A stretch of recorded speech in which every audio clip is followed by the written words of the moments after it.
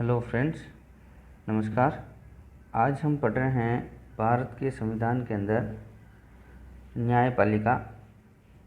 सर्वोच्च न्यायालय भारत में एकीकृत न्यायिक व्यवस्था को अपनाया गया है।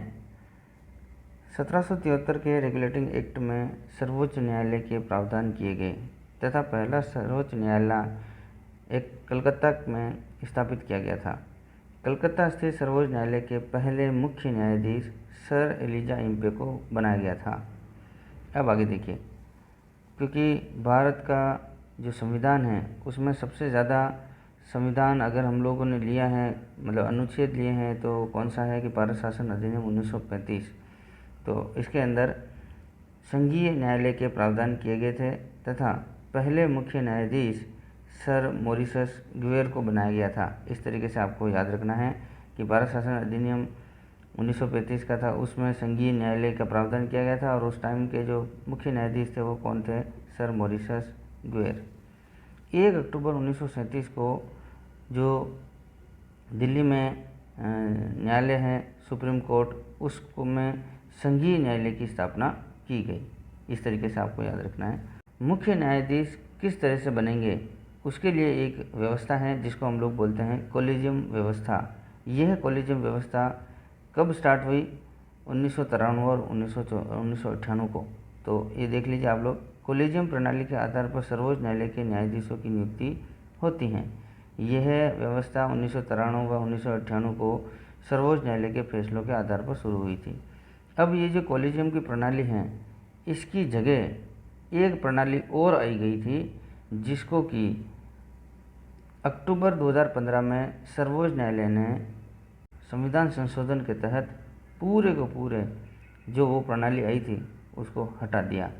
यानी कि कोलिजियम को इन लोगों ने लैप्स किया था और उसकी जगह बाईपास करके एक और प्रणाली लेके आ गए, जिसको 99 संविधान संशोधन के तहत पूरे को पूरे संविधान संशोधन के तहत पूरा हटा दिया। तो ऐसा आपको याद रखना है।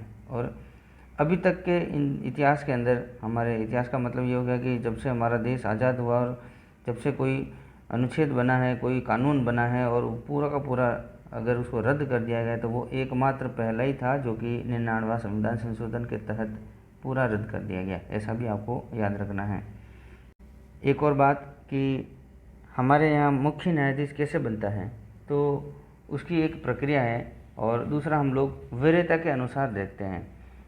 उम्र में सबसे बड़ा कौन है, मतलब वरिष्ठता वरीयता, इस तरीके से देखते हैं। तो इसका मतलब उल्लंघन हुआ है, 2 बार उल्लंघन हुआ है भारत में। अब तक 2 बार अपवाद वरिष्ठता के क्रम में उल्लंघन हुआ है।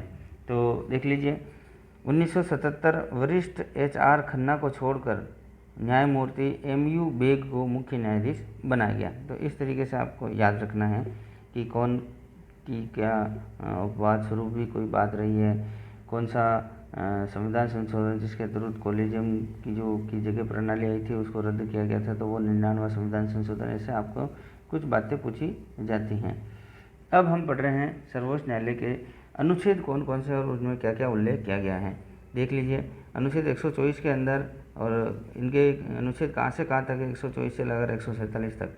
अनुच्छेद 124 के अंदर सर्वोच्च न्यायालय का गठन है, जिसके अंदर कुल 34 यानी 34 न्यायाधीश होंगे। पे एक तो मुख्य न्यायाधीश होंगे और उनके साथ में 33 अन्य न्यायाधीश होंगे। अब अनुच्छेद 125 के अंदर लिखा हुआ है सर्वोच्च न्यायालय के न्यायाधीशों के वेतन व भत्ते। अब वेतन इनको कहाँ से मिलता है? भारत की जो संचित निधि है वहाँ से उनको वेतन मिलता है, भत्ते मिलते हैं वहीं से। लेकिन मुख्य न्यायाधीश को 2,80,000 रुपये प्रतिमाह मिलते हैं और अन्य न्यायाधीशों को 2,50,000 रुपये प्रतिमाह मिलते हैं। यानी कि 30,000 रुपये का डिफरेंस रखता है मुख्य न्यायाधीश और अन्य न्यायाधीशों के अंदर। अब देखिए, अनुच्छेद 126 के अंदर लिखा हुआ है सुप्रीम कोर्ट में कार्यकारी के रूप में मुख्य न्यायाधीश किस तरीके से उनके कार्य रहेंगे, क्या क्या उनकी व्यवस्था रहेगी, वो सारे का सारा अनुच्छेद 126 में लिखा हुआ है। अनुच्छेद 127 तदर्थ न्यायाधीशों की नियुक्ति।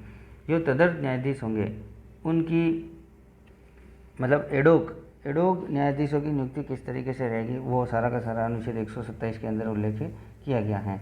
अब अनुच्छेद 128 सुप्रीम कोर्ट में सेवानिवृत्त न्यायाधीशों की उपस्थिति किस तरह से रहेगी, वो सारा का सारा अनुच्छेद 128 में लिखा हुआ है। अनुच्छेद 129, सुप्रीम कोर्ट एक अभिलेखी न्यायालय है, ऐसा लिखा गया है अनुच्छेद 129 के अंदर। 130, सर्वोच्च न्यायालय का स्थान कहाँ होगा, नई दिल्ली के अंदर। इस तरीके से ऐसा लिखा गया है कि सर्वोच्च न्यायालय का स्थान नई दिल्ली में है। अब हम लोग इनकी योग्यता देख लेते हैं, इनकी योग्यता क्या क्या होती है न्यायाधीशों की। एक या एक से अधिक उच्च न्यायालय यानी हाई कोर्ट में कम से कम 5 वर्षों तक न्यायाधीश रहा हो। जैसे भारत के अंदर 28 राज्य हैं, 28 राज्यों में से किसी भी राज्य के अंदर जो हाई कोर्ट हैं, कुल मिलाकर अभी 25 हाई कोर्ट हैं, 25 हाई कोर्टों में वो कम से कम 5 सालों तक न्यायाधीश रहा हो हाई कोर्ट का, तभी वो सुप्रीम कोर्ट का न्यायाधीश बनने की योग्यता रखता है, पहला कंडीशन। दूसरी कंडीशन ये है कि कहीं पर भी वो 10 सालों तक अधिवक्ता या एडवोकेट रहा हो, इस तरीके से भी दूसरी कंडीशन है। तीसरी कंडीशन ये है कि वो राष्ट्रपति की राय में पारंगत विधिवेत्ता हो, यानी कि मतलब काफ़ी ज़्यादा नॉलेजेबल पर्सन हो राष्ट्रपति की राय में। तो ये 3 कंडीशन में से कोई भी अगर एक कंडीशन होगी तब भी वो सुप्रीम कोर्ट में न्यायाधीश बन सकता है, और तीनों हो तो कोई दिक्कत ही नहीं, लेकिन कम से कम एक तो इनको इनमें से वो योग्यता रखता ही हो, तभी वो न्यायाधीश बन सकता है। अब इनका कार्यकाल कितना रहता है, 65 साल की आयु तक ये अपने पद पर रह सकते हैं, और अगर ये अपने पद से हटना चाहते हैं तो राष्ट्रपति को अपना त्यागपत्र देकर अपने पद से मुक्त हो सकते हैं। अब अगर इनको हटाना है, न्यायमूर्तियों को, जो भी सुप्रीम कोर्ट में न्यायमूर्ति बने, न्यायाधीश बने, इनको अगर हटाना है तो सिद्ध व कदाचार के आधार पर इनको हटाया जा सकता है। अब देखिए, प्रथम मुख्य न्यायाधीश कौन है, मतलब भारत जब आज़ाद हो गया उसके बाद प्रथम मुख्य न्यायाधीश H.J. कान्या को बनाया गया था। और ऐसा अगर क्वेश्चन आता है कि सर्वोच्च न्यायालय में प्रथम दलित मुख्य न्यायाधीश कौन बने या कौन बने थे या किनको बनाया गया था, तो वो थे K.G. बालकृष्णम। इस तरीके से आपको याद रखना है। ऐसा क्वेश्चन आता है कि सबसे लंबा कार्यकाल किनका रहा, तो Y.V. चंद्रचूड़ 7 सालों तक रहे। सबसे कम कार्यकाल ऐसे कौन से मुख्य न्यायाधीश रहे जिनका रहा, तो वो हैं केदारनाथ रे, जो कि 7 दिनों तक ही रहे। अगर ऐसा पूछा जाए कि पहली महिला न्यायाधीश कौन बनी, तो मीरा साहिब फातिमा बीबी रही थी, ऐसा आपको याद रखना है। अब करंट से रिलेटेड 48वें और 49वें न्यायाधीश कौन रहे हैं, या फिर ऐसा पूछा जाएगा कि वर्तमान में कौन है और किनका स्थान लिया है, तो ऐसे क्वेश्चन को आप लोग, अब मैं बता देता हूँ कि 48वें नंबर के थे न्यायमूर्ति N.V. रमन्ना, ऐसा आपको याद रखना है, वो कि 48वें नंबर के थे 48 के, और 49वें यानी 49वें नंबर के अभी करंट में 27 अगस्त 2022 से U ललित ये मुख्य न्यायाधीश बने हैं हमारे सुप्रीम कोर्ट के, जिनका कार्यकाल केवल 74 दिन का रहेगा, 74 डेज़ का। तो इस तरीके से मैंने आपको ये पूरा कम्प्लीटली सुप्रीम कोर्ट पढ़ा दिया है। इससे रिलेटेड जो भी डेटा थे वो मेरे हैंड रिटन नोट्स के थ्रू मैंने आपको कम्प्लीटली दे दिया है, तो आप इस वीडियो को देख लीजिए अच्छे से, आपको सब कुछ समझ में आ जाएगा। मेरा ये प्रयास आपको कैसा लग रहा है, भारत का संविधान में हैंड रिटन नोट्स के थ्रू आपको पूरा डिटेल के अंदर बता रहा हूँ। तो अपनी प्रतिक्रिया अपने कमेंट के ज़रिए और लाइक के ज़रिए दीजिए।